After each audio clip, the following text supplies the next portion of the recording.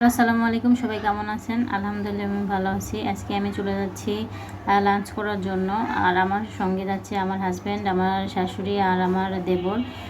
আর এই যে আমার রিক্সার জন্য এখানে ওয়েট করতেছি। আমরা যাব আজকে মোহাম্মদপুর বাফেট রেস্টুরেন্টে। আর সেটা হচ্ছে রেড রেস্ট বাফেট রেস্টুরেন্ট। আর ওখানে 1টা থেকে 4টা পর্যন্ত বাফেট লাঞ্চ পাওয়া যায়। এ বাদে ওখানে রাত পর্যন্ত এমনিতে রেস্টুরেন্ট খোলা থাকে। আর আমার শাশুড়ি আমাদের সঙ্গে এসেছিল, তাই আমরা বাফেট লাঞ্চ করতে গিয়েছিলাম। আর এটা ছিল আমার শাশুড়ির প্রথম বাফেট লাঞ্চ। আর এই যে দেখুন আমার দুষ্টু বাচ্চাটা এখানে বাবার সঙ্গে খেলা করতেছে। আর আমরা এখানে এসে একটু বসেছিলাম, অনেক অত্যাধিক গরম ছিল, যার কারণে একটু বসে জিরিয়ে নিচ্ছিলাম। যেটাই হচ্ছে রেড রেস্ট বাফেট রেস্টুরেন্ট। আর এখানে 60+ আইটেমের খাবার পাওয়া যায়। আর এদের খাবারগুলো অনেক টেস্টি আর প্রচুর পরিমাণে এদের খাবার থাকে।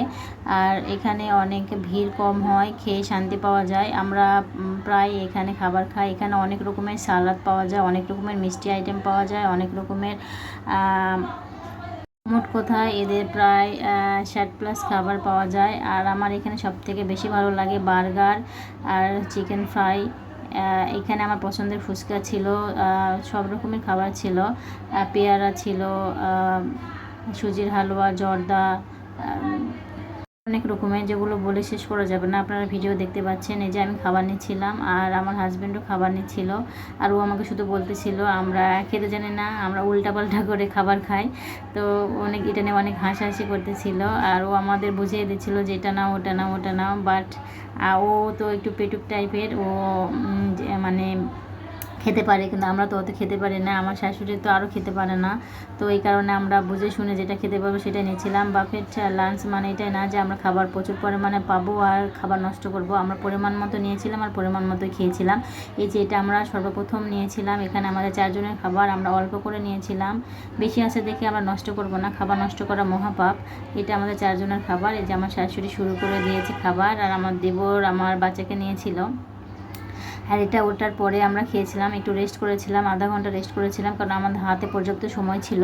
1টা থেকে 4টা পর্যন্ত ওখানে বাফেট লাঞ্চ থাকে। তো আমরা আধা ঘন্টা পর পর খাবার খেয়েছিলাম, একটু রেস্ট করে করে।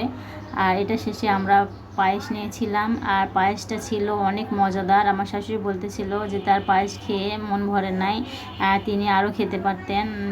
তিনি এটা বারবার বলতেছিল যে আমি আরও পায়েস খেতে পারতাম। এ বাদেও আমার শাশুড়ি নিয়েছিল একটু দুধ পুলি আর হচ্ছে পাউরুটি, দুধ দিয়ে ভিজানো। এটা আমি এটা নিই নাই, কারণ এটা অনেক মিষ্টি ছিল আর আমার এমনিতে গোলা ছিল। আর আমি তেমন বেশি খেতে পারি না, তো মিষ্টি জাতীয় খাবার খেতে পারি না। কিন্তু মিষ্টি খাওয়া নবীর সুন্নত খাবার শেষে, তাই আমি নিয়েছিলাম। আর আমরা বাসায় পড়তেও খাবার শেষে একটু মিষ্টি খাই, যেমন পায়েস, সেমাই বা মিষ্টি বাসায় থাকে সব সময়। খাবার শেষে এটা খাওয়া বাধ্যতামূলক আমাদের বাসায়। তো এখানে এই সুবিধাটা ছিল। তো সবাই ভালো থাকবেন। কে কে বাফেটে এখানে খেয়েছেন অবশ্যই কমেন্টে জানাবেন। ধন্যবাদ।